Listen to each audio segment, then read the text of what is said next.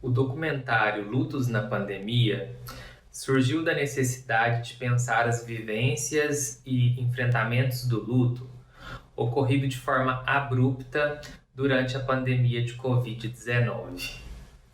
É sabido que o próprio ritual do luto foi transformado, haja vista o alto risco de contágio.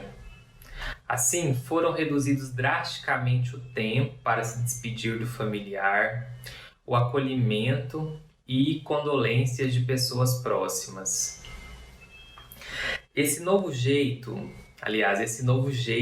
que as pessoas estão vivenciando a morte é solitária, não só para quem se infectou pelo Covid, bem como para os familiares que passam a saber notícias de seus entes queridos, na maioria das vezes, por boletins médicos, que na maioria das vezes também são engessados, tecnicistas, e que aumentam, em alguns casos, significativamente o nível de sofrimento mental.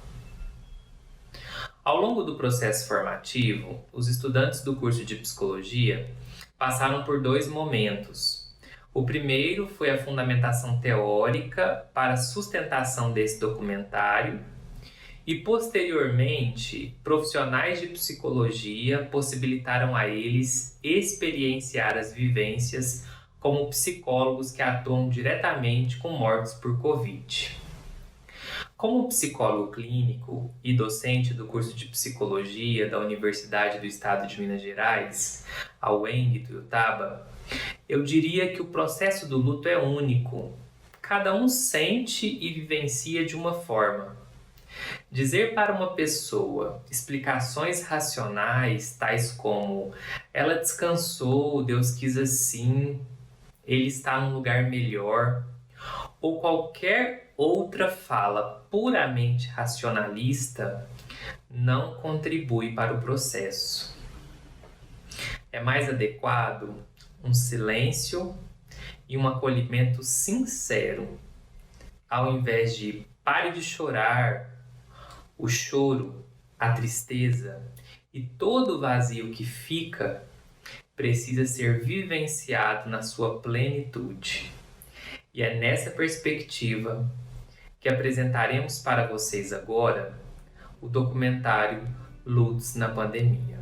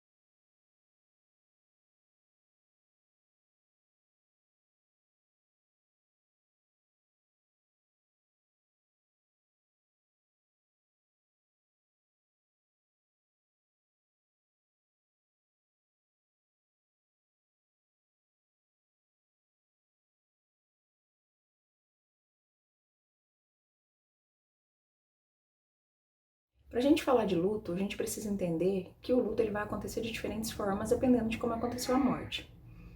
Quando você já tem uma pessoa doente na família, quando tem um ente querido que tem uma doença degenerativa, uma doença terminal, você e os seus familiares já vão se preparando para essa morte que é iminente, né? Então, o processo de elaboração de luto, ele já começa a acontecer, você tem um tempo para se preparar. A família começa a se reorganizar, a se reestruturar, outras pessoas começam a ocupar funções que eram dessa pessoa que está doente. Então, mesmo que tenha muitos sentimentos desagradáveis de sentir, como a raiva, por exemplo, às vezes alguns sintomas depressivos, a pessoa vai se preparando para essa morte. Então isso facilita o processo de elaboração de luto, pelo tempo que você teve para se preparar mesmo, né, para entender tudo isso. A maioria das pessoas que passam pelo processo de luto, pelo processo de elaboração de luto, elas conseguem se sair bem. Elas conseguem passar por todas as fases da elaboração do luto e ao final chegar à aceitação. A outra forma é quando a morte acontece de uma forma inesperada, quando ela é abrupta, né?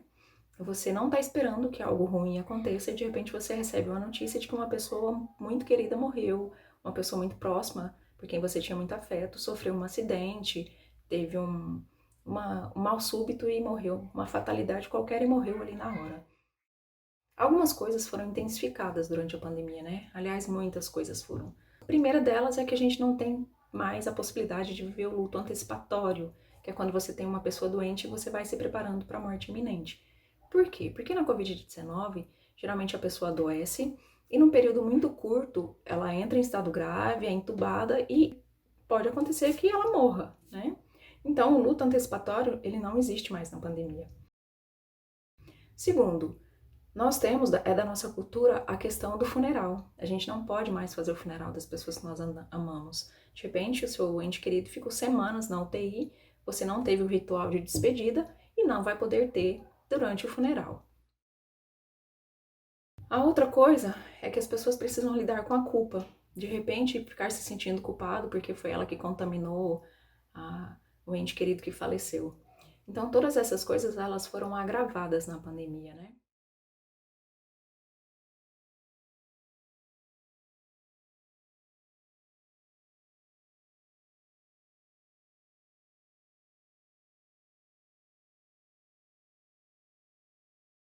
Sou de Terra Roxa, tenho 20 anos e perdi minha mãe. Vão fazer quase 4 meses. No começo parecia uma gripe, ela foi no hospital, não deu certo ela fazer o raio-x no dia, teve que ir no outro dia. E quando fez o raio-x deu manchas no pulmão. E nesse caso já isolaram a gente, isolou todo mundo. Isso foi na quinta-feira. Chegou na sexta-feira cedo, ela já começou a sentir falta de ar. Já tivemos que correr com ela pro hospital. E nisso já internaram. Foi sexta, sábado, domingo. Segunda-feira ia fazer exame novamente. Só que ela começou a ter uns delírios. A saturação dela começou a cair e tiveram que entubar ela. Nisso a gente já tava com expectativa de uma transferência para uma UTI, que é um lugar que tem mais recursos, um lugar que é mais apropriado. E conseguimos sair a transferência dela. Transferiu ela para Barretos. Chegando lá deu tudo certo. Passou as informações. Falou que o médico entrava em contato em tal horário. E no dia seguinte o médico ligou. Falou que não tinha tantas informações, né? Porque ela tinha acabado de chegar. Então eles iam fazer os exames nela. Só que eles percebeu que o rim dela tinha dado uma enfraquecida. Aí fizeram a hemodiálise e conseguiu dar uma recuperada. Aí ia tentar fazer prono nela para ver se melhorava. Só que, infelizmente, foi quando foi na quinta-feira cedo. O médico ligou dando a notícia que, infelizmente, minha família tinha perdido minha mãe por uma parada cardiorrespiratória. Você perde tudo, você perde uma base, você perde uma mãe, você perde uma companheira. Ainda mais eu que era mais apegado nela. Um vazio dentro de casa, aquela saudade imensa, sem explicação. Sabe, você perde o chão, você perde o rumo, sei lá. Sua vida não é mais a mesma, a casa fica um vazio. Você perde uma companheira, uma amiga, uma mãe. Que ela fazia, uma pessoa que fazia de tudo por você. Você perde olha, um ouro na sua vida. É lembrar, você começa a lembrar dos bons momentos, de tudo, daquelas coisas que junta, saudade. E falar pra você, cara, o coração aperta, dá vontade de, sei lá, de buscar ela de novo, de saber que parece que você sente que ela vai voltar, mas infelizmente não é assim.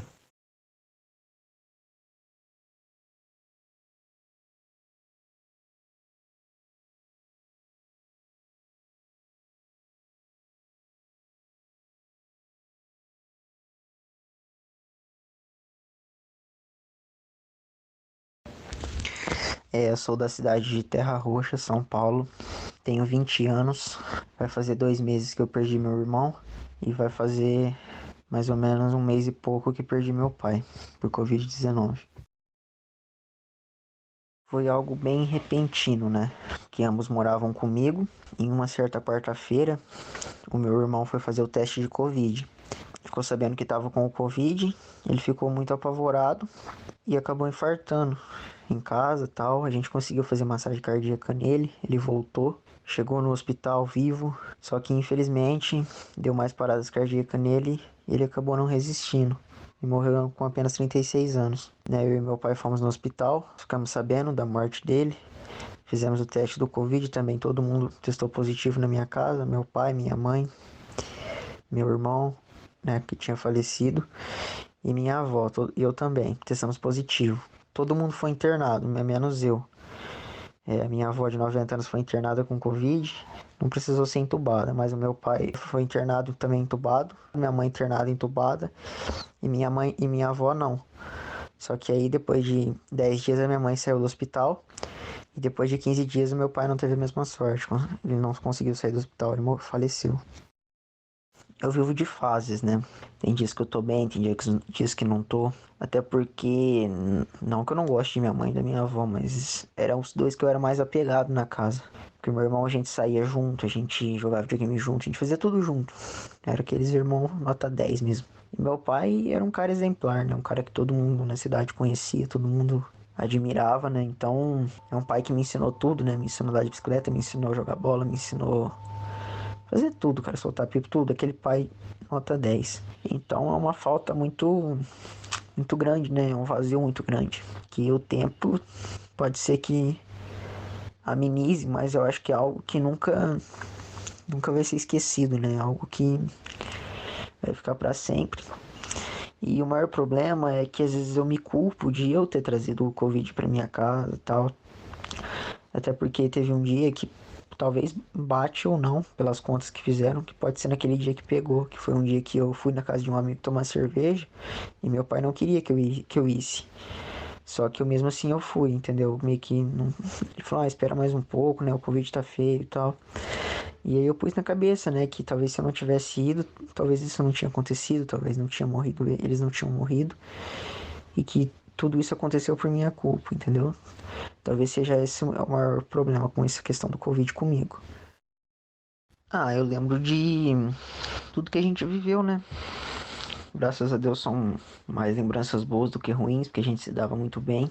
Eu tenho um sentimento muito de gratidão por eles, né? Por tudo que me ensinaram, né? Tanto meu pai como meu irmão, porque era irmão mais velho, né?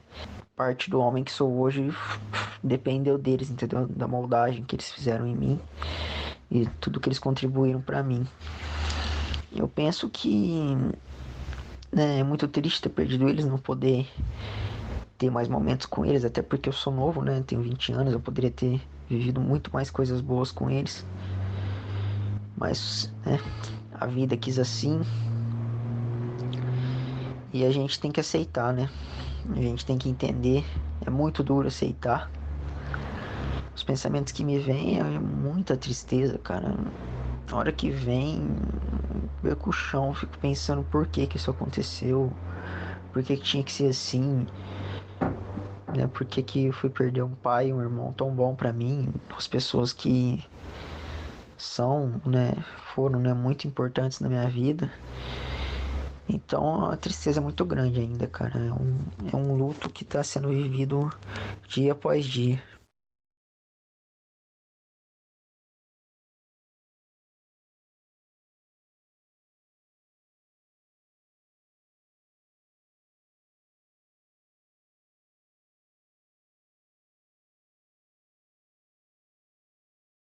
Eu sou de Uberlândia, Minas Gerais. Eu tenho 26 anos e eu perdi uma tia há 1 ano, uma outra tia há 10 meses e um amigo há 9 meses. A minha tia que morreu há 1 ano, ela já estava doente. Ela estava com a doença no fígado. E ela vinha lutando contra isso. Os médicos, né, já tinham colocado ela na fila do transplante. A única salvação dela era que ela conseguisse um transplante. Mas infelizmente não deu tempo. Aí um dia ela foi para o hospital, se sentindo muito mal, eles já internaram ela na UTI e passou pouco tempo ela morreu. Foi questão de dias mesmo. A minha outra tia, ela também estava doente, ela estava com câncer, ela tinha descoberto um nódulo na mama, fez a retirada, estava fazendo rádio, mas então, depois da cirurgia, ela perdeu os movimentos das pernas.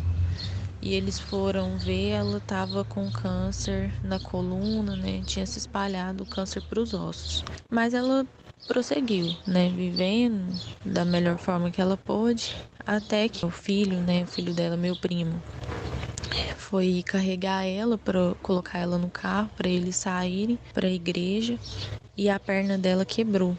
O fêmur. Aí levou pro hospital e tudo, só que chegando lá, o médico falou, né, que precisaria de uma cirurgia, né, e eles sabiam que o câncer já estava espalhado, a perna dela muito provavelmente tinha quebrado por conta do avanço da doença, porque o meu primo não fez nenhum movimento brusco, né, assim como ela também não. Ela ficou internada, eles resolveram fazer cirurgia, fizeram a cirurgia. E no mesmo dia, né, que fizeram a cirurgia da sala, ela já passou para UTI com um coágulo no pulmão. Depois disso, esse coágulo foi para a cabeça e ela teve morte cerebral. O meu amigo, ele morreu de Covid. Tava tudo bem, assim, bem de saúde, né? Mas ele também estava muito deprimido porque ele havia perdido a esposa fazia 6 meses para um câncer. E ele pegou Covid, infelizmente não resistiu. Ele foi entubado, né? Ficou, se eu não me engano, um mês, mais de mês entubado e não resistiu. Às vezes me dá a impressão que é como se eles estivessem vivos. Parece que tem hora que ainda não caiu a ficha que todas as pessoas morreram. Eu sempre fico pensando que essas pessoas construíram um caminho para mim mesmo, sabe? Elas estavam sempre lá, assim, na minha infância, no meu casamento, na minha adolescência, na minha juventude, na vida adulta. E agora não tá mais. Às vezes me vem essa sensação de que é como se elas ainda não tivessem morrido. O pensamento principal é a falta. Esses dias para trás, agora eu fui visitar a igreja onde a primeira tia minha que morreu frequentava, a igreja onde eu cresci, que a gente conviveu junto ali. E aí ela sempre sentava num banco perto da porta. E na hora que eu entrei, eu olhei automaticamente para aquele banco e tava só o marido dela. Aí, sabe aquela coisa quando você olha e parece que aquela pessoa não tá aqui. Ela morreu. É como se eu esperasse revê-la. É da mesma forma, né? A minha outra tia, esse meu amigo. Mas, ao mesmo tempo, né? Que eu vejo, que eu sinto essa falta que consome, né, assim, a gente, eu também lembro, né, me vem assim os pensamentos de completude por parte deles, no sentido de que eles partiram, mas eles deixaram um legado, sabe, um legado de cuidado, de amor, e sempre que eu penso neles, eu também penso naquilo que eles fizeram, sabe, da maneira como eles sempre estiveram ali, prontos para eles, para a gente e para os outros, sabe, para mim, assim, para os outros. Apesar da morte, né, todo mundo tem essa possibilidade de deixar um legado, uma história importante. Para a gente que viveu com eles, que experimentou dessa bondade, desse amor, desse cuidado, desse zelo, eu acho que é esse que é o pensamento principal, pelo menos para mim, que eles se foram, né, de fato. Fica a falta. A gente nunca vai deixar de sentir falta. Eu sempre vou entrar naquela igreja e vou olhar para o último banco procurando a minha tia. Mas fica o legado deles, aquilo que eles fizeram pela gente, assim, que não tem como esquecer, que me parece ser maior do que essa falta.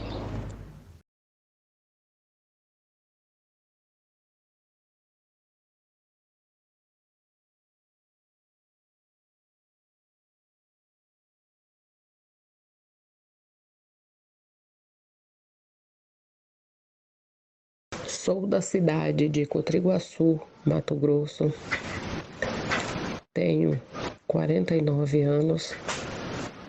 Minha mãe foi uma das vítimas do Covid-19, falecida dia 22 de março de 2021. Minha mãe morava em Nova Lacerda, Mato Grosso. Esteve em Goiás para passar o final de ano com o meu avô, pai dela. Assim, ficando até o mês de janeiro, meu avô fazendo aniversário, ela disse que queria passar o aniversário com o pai. E em fevereiro, ela queria vir embora.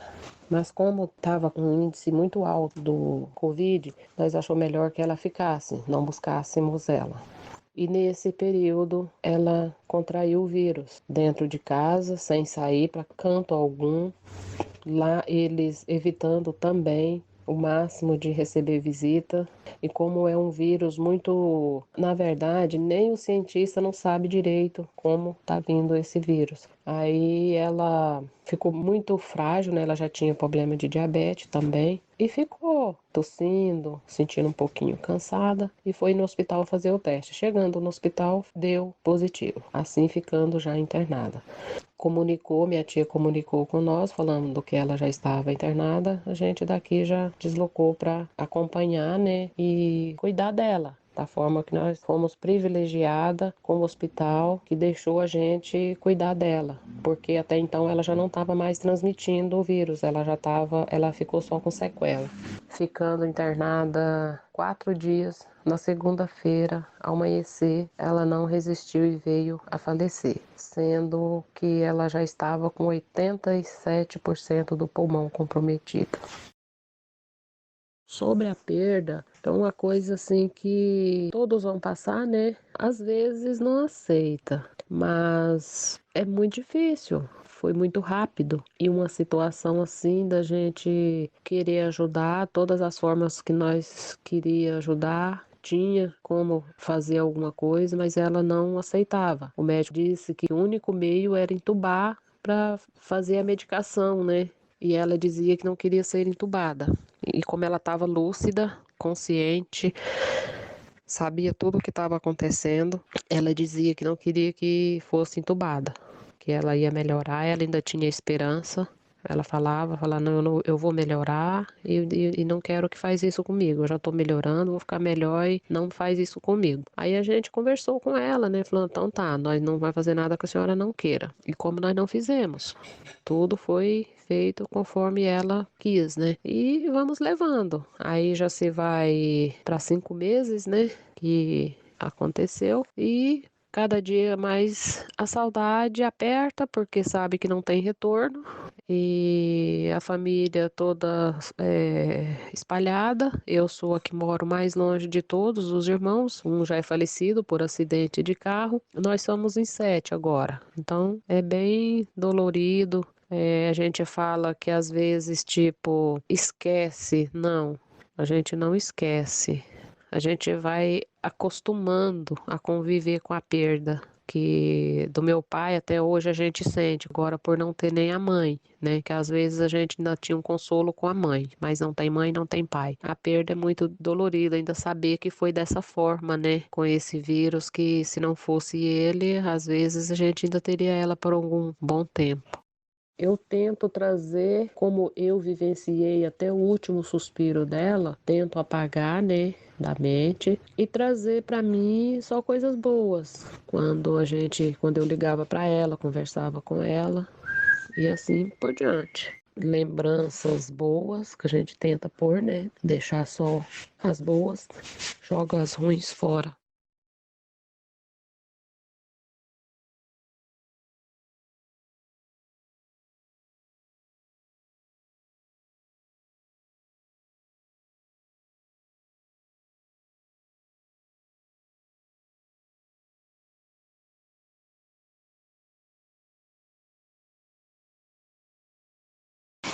Sou de Tiltaba, Minas Gerais. Tenho 58 anos de idade. Perdi meu esposo por Covid. Hoje está fazendo 11 meses e 9 dias. Olha, primeiramente, eu, esposa, peguei Covid. Então, o meu resultado deu negativo nos primeiros. Quando eu estava para fazer o segundo exame, onde deu positivo, ele também apareceu com uma leve gripe, sintomas de dor de garganta, calafrios. Então, como no segundo exame o meu deu positivo, nós começamos os dois a tomar os remédios que nos foram passados. A mesma lista eu tomei e ele tomou. A minha sarou, né? Fiquei internada só 2 dias. Tive sérias coisas, mas não complicadas igual ele. O meu pulmão não foi atingido, mas ele teve muita febre e começou a ter tosse, tipo uma tosse seca, espaçada, mas correto. Alimentando muito bem, mas tinha febre e a saturação dele começou a cair. Nós ficamos de sexta para domingo em casa e a febre, tomava o remédio, cortava, voltava, cortava, voltava e a saturação sempre no 85. Como nós não tínhamos muita sabedoria sobre o sintoma da saturação, como teríamos que olhar, nós não vimos que estava passando do horário, né? Aí quando foi no domingo, às 18 horas, eu disse para ele, bem, a sua febre vai e volta. Arrumamos um medidor de saturação, a saturação também não vai nem para baixo nem para cima. Então, falei com o médico no telefone, ele falou, olha, chama o pessoal da emergência e leva ele para o hospital. E eles me disseram assim, o seu esposo está morrendo dentro de casa. Aí nós assustamos, chamei o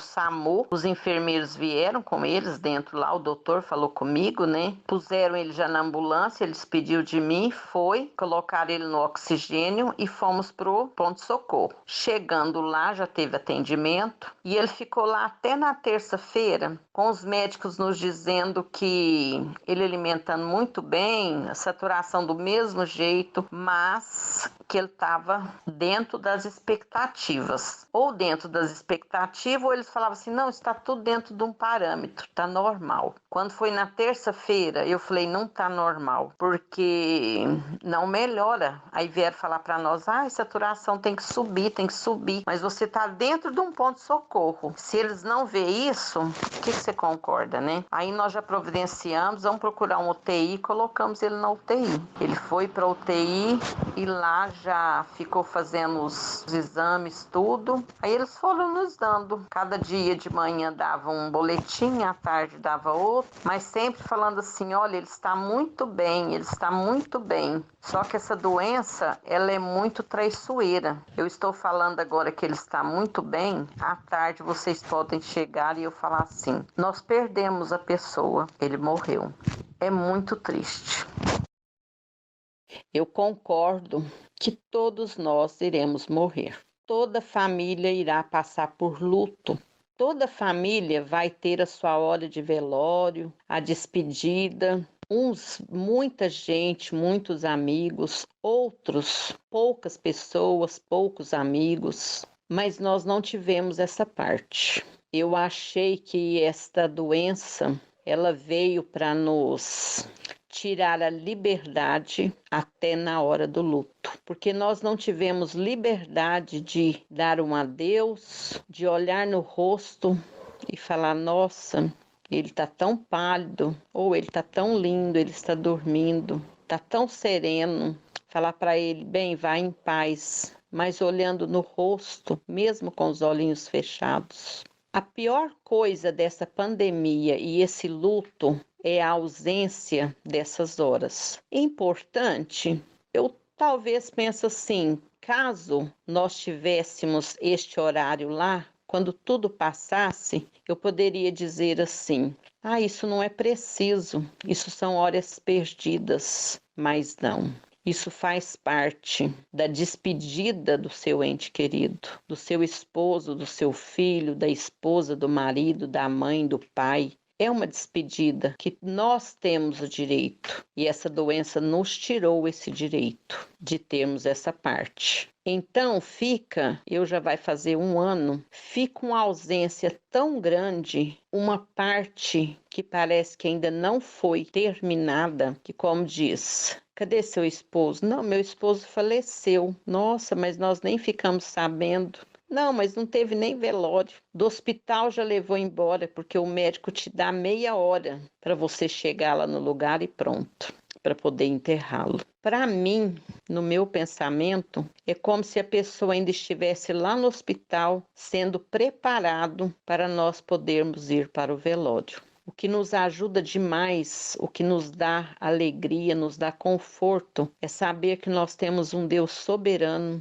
e um Deus maravilhoso nas nossas vidas. Que Ele nos conforta, Ele nos acolhe e Ele nos dá o conforto desta falta. Mas quem não passou por esta, não queira passar. É muito triste mesmo. Ficou sendo uma morte sem despedida, pior do que outra morte qualquer. Eu não quero ter outra na minha vida, porque parece que a gente fica marcado. Para mim, o meu esposo ainda está viajando ou lá internado, esperando a hora de ir para o cemitério. E nós passarmos pelaquela sala, passarmos pelas horas ali com um amigo nos desejando conforto, os filhos ali chorando, mostrando para o pai, não precisa mostrar para ninguém não, mas que fosse ele, eu e as filhas lá. Mas nós mostraríamos que nós estávamos ali fazendo as últimas horas para ele, dando conforto para cada uma de nós. E nós não tivemos essa parte. Eu achei muito ruim isso, muito ruim. Mas Deus tem me ajudado muito e me dado um conforto que hoje já vai fazer 1 ano. Eu não tenho vontade nem de sair ainda, de ficar andando, passeando, porque parece que ainda está faltando algo. Ainda está faltando a despedida correta, que não houve e nem haverá.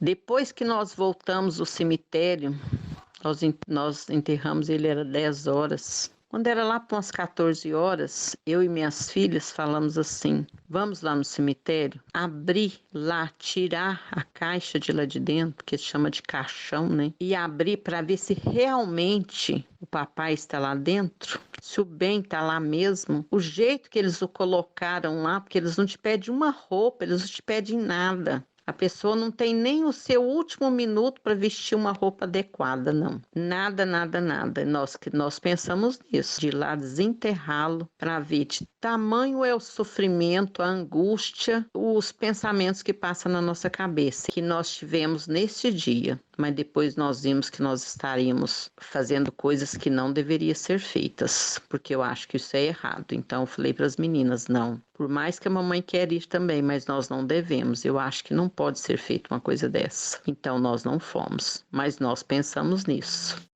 Como eu não o vi dentro de um caixão deitado lá, eu tenho a fisionomia dele de quando eu o levei para o hospital. E aqui na minha casa, do jeito que eu o amava e gostava dele. E gosto, e vou gostar sempre. Eu tenho boas lembranças. Às vezes eu me pego pensando, será que ele sofreu lá dentro? Será que ele teve horas lá dentro que ele queria nos ver e eles não deixaram? Sofre nós aqui de fora e sofre ele lá dentro. Dizem para mim que lá ele contava caso, ria, brincava, mas bem, quem me garante que isso é verdade? Nós não sabemos. E não vou saber nunca, né? Porque ele não vai nunca mais nos contar. Então, este é o meu pensamento e ele vai ficar aqui muito tempo ainda. Que por mais que você queira parar de pensar ou esquecer, você não esquece. Não esquece nunca. Você se pega, às vezes você vai almoçar, você pensa assim, meu Deus, na hora do almoço lá ele estava lá,